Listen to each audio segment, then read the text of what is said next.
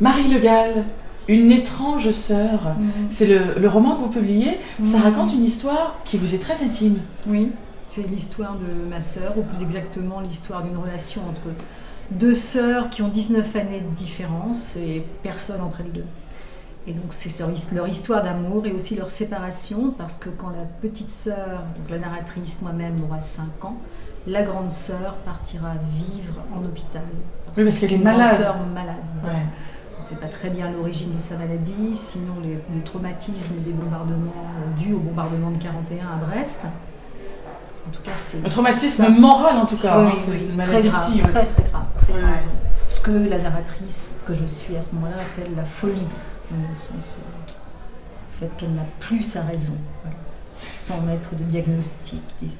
C'est un sujet qui est très difficile et pourtant quand on referme cet ouvrage, on se sent bien, on a presque l'impression de se sentir mieux parce que vous arrivez à mettre des mots sur les non-dits, vous arrivez à mettre des mots sur des émotions qui sont très fortes en fait, qui sont universelles. Oui, parce que le sujet est universel, même si ça se passe à Brest et en Bretagne, et si la Bretagne a une grande importance. Et j'écris à partir d'émotions très anciennes. Je n'écris pas sur des souvenirs, je n'ai pas de souvenirs. Donc j'attends, je me mets devant l'écran parce que j'écris à l'ordinateur et puis je laisse ces émotions remonter, ou plutôt je descends. J'ai l'impression de descendre en apnée. D'ailleurs, quelquefois, je m'aperçois que je ne respire plus. Je vous ai arrêté. Oui, c'est vrai. Oui. C'est toute la démarche, c'est de coïncider avec ces émotions anciennes et devenir finalement l'enfant que j'ai été. Et la jeune fille, la très petite fille qui évoque sa grande sœur. La Bretagne est très présente dans ce roman. Oui. On sent que les choses s'y passent différemment qu'aujourd'hui. La Bretagne est presque un personnage à part entière en fait.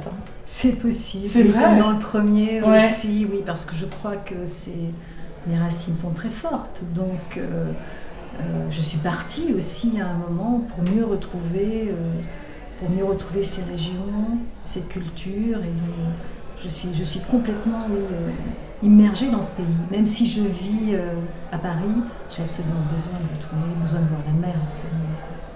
C'est vital. Et donc évidemment, ça se trouve, et les paysages, je crois, et la météo, le temps, qui m'ont fait tel que je suis aussi, se trouvent beaucoup dans les 3 romans, parce qu'il y en a 3.